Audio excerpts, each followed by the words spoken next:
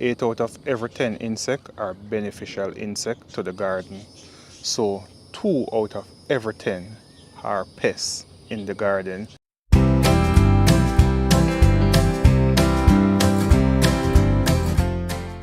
Welcome back to the channel, Countrymarro here.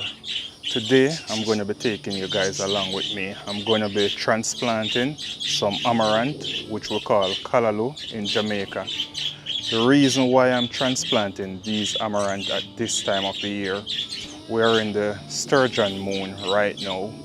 If I should transplant them and put them in the grow bags that I have my existing amaranths in, it would be fitting for me, because then come late August, early September, first week of September, when we'll be entering the harvesting moon, that would be the best time for me to get rid of those existing plants that we have over there in those bags. The harvesting moon doesn't mean it's the best time to harvest them. During your harvesting moon phase, you can get rid of older plants that you don't want to carry pest load into your fall season.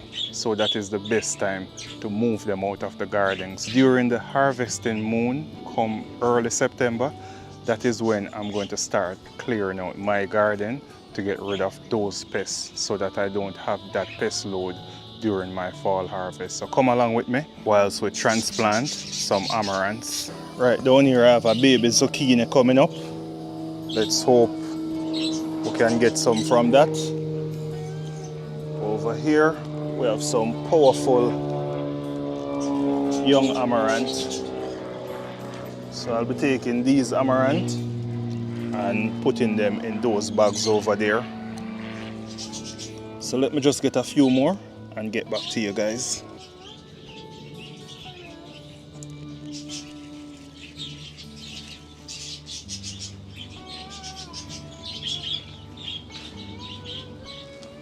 So here we have all of these young amaranths. I'm just going to make space and show you guys how I incorporate these into my grow bags.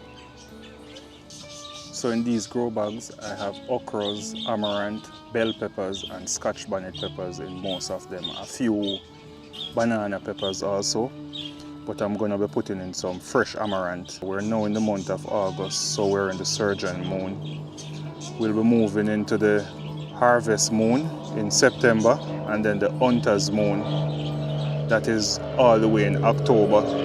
November we'll be having the beaver moon, and then December we'll be having the cold moon. So if I should plant these amaranth now, I will get rid of most of my pest pressure when I remove the older one come September in the harvest moon.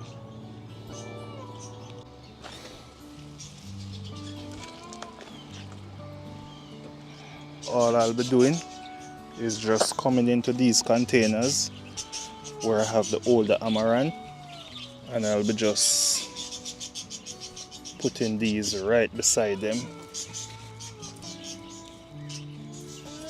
What this will do, the older amaranths will give those amaranth shade also. We're still in the heat of summer, and anyone who has planted amaranth before knows that yes, they are sun loving, but when you transplant them during the hot months, they don't do well. So I'm just transplanting them with shade now, so this will help a lot.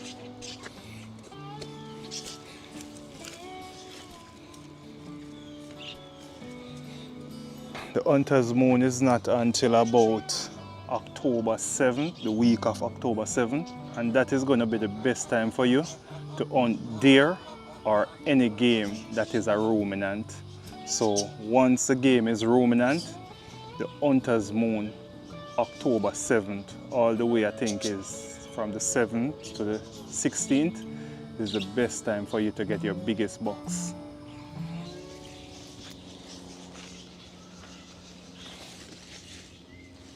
And this also could be classified as succession planting, because it is succession planting, but it is just the right time for you to change over your amaranth so you can have amaranth for the cooler months without worms or any form of pests affecting the leaves. We have 2 more. Let's see if we can squeeze them inside here.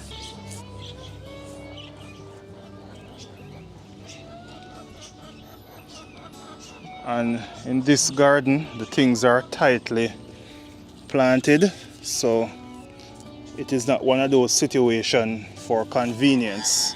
Here I have some old stale bread that I'm going to be treating the chickens with today.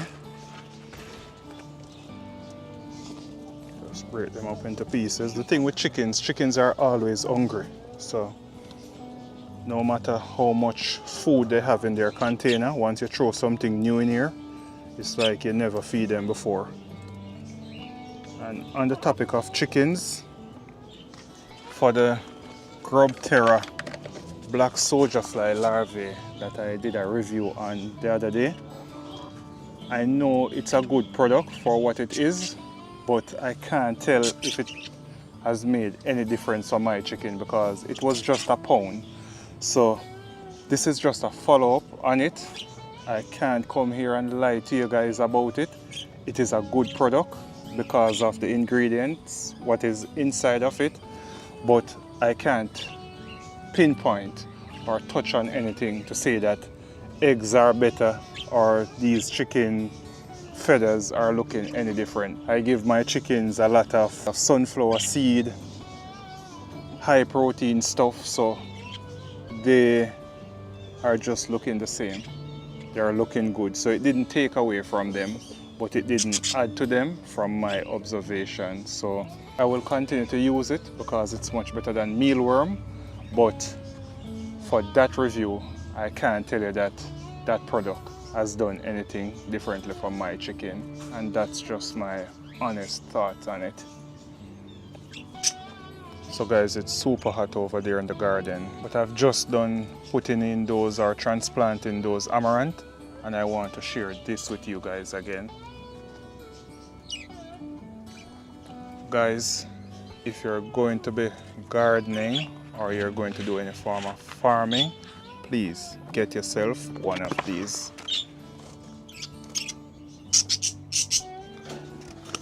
No one else's garden guide will work for your garden as much as your own garden guide. And I have nothing against people with garden guide. It's a guide, it's not gospel, hence it's called a guide. But you have to gain your own experience. Start planting in your backyard, start documenting, writing down when you're planting, keep a record of what does best in certain areas of your garden and what don't. Just start doing your own record keeping, and that will be your garden guide. Whenever you get yourself one of these, Farmer's Almanac, you will start finding that gardening can be much easier than what you're seeing here on social media.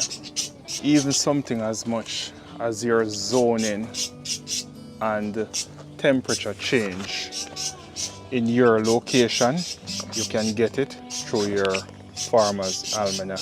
You won't get this type of information in a garden guide. So your garden guide is just for you to keep record of your own garden. Know the moon phases, guys. Try and understand the moon phases. Try to read and just get an idea of the different moon phases and what they do. Not just the broad moon phase, but get in detail with your moon phase, because every moon has something different to it. And if you don't believe in it, just look how the pests operates in the garden during the different moon phases. 8 out of every 10 insects are beneficial insects to the garden. So 2 out of every 10 are pests in the garden, but we hear about pests so much. So that is why when a lot of gardeners see any form of insect in their garden, right away they think of pests. So it's like a person with a hammer that sees every nail as a problem. They just want to hammer at it. The Farmer's Almanac is not gospel, but it is the closest thing to perfect that farmers have been using for over a century. So Why change it now?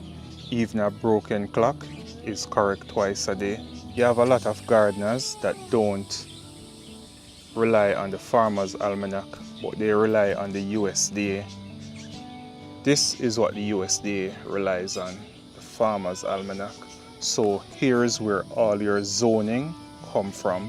And if you're living in the Western Hemisphere, there are 13 zones, major zones, or primary zones I should say, whichever one.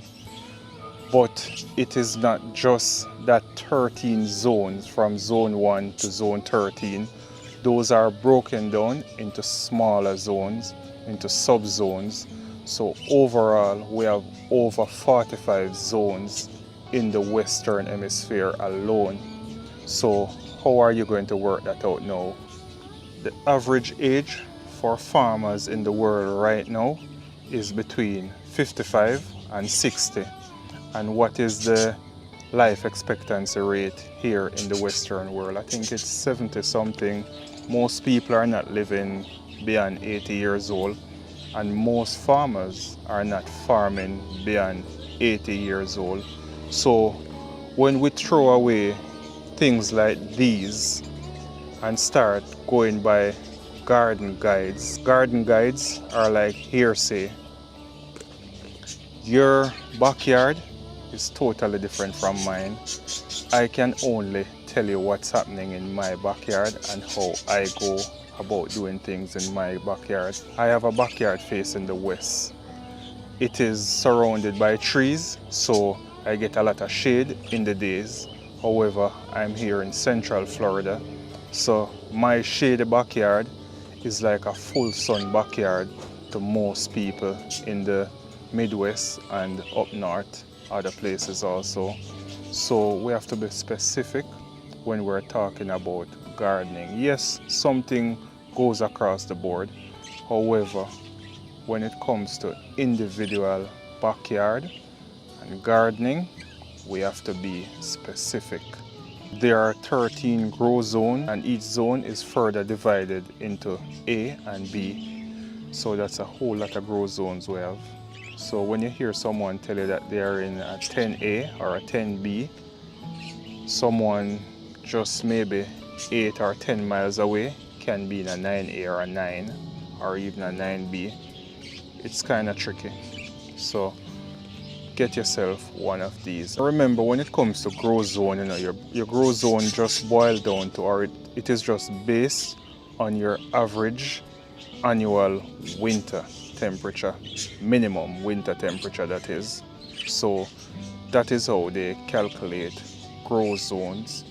But other than how they calculate it, when you get yourself a Farmer's Almanac, you will see how it is broken down much deeper. And this right here is a perfect example of why the gardeners up north are doing much better than us in the south this time of year. Give us until end of September, October, and then it will be the reverse. You can go ahead and sow certain brassica now. I wouldn't advise you guys to do cauliflower and broccoli as yet. You can go ahead with cabbages now, not outside. You have to keep them under shade or indoors. Go ahead, you can sow those now.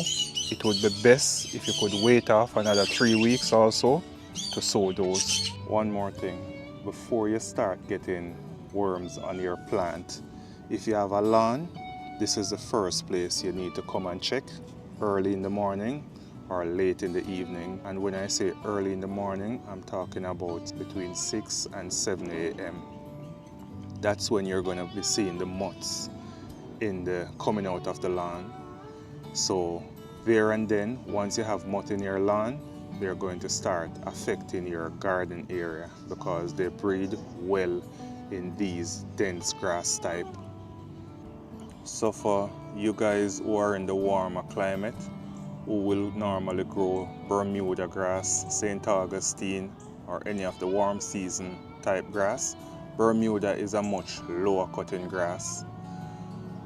You will see the moth easier in the Bermuda. However, if it's a St. Augustine or a Zoysia, which need to be cut a little bit higher, then maybe you have to go in and pull the grass away and look for the moth or even the caterpillars inside the grass. If you're in a cooler climate where you have something like a fescue or ryegrass, Kentucky bluegrass, any of the sort, you guys normally cut those very short, maybe half an inch most time. It is easy to see those moths in those grass type.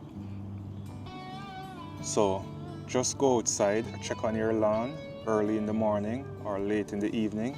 If you're having moth in your lawn, it is time for you to treat the lawn for moth, and it's also time for you to start considering treating your garden, because that is the next place that they will move to. That's it from Countrymarro. Happy gardening. God bless you all. See you in the next one. Cheers.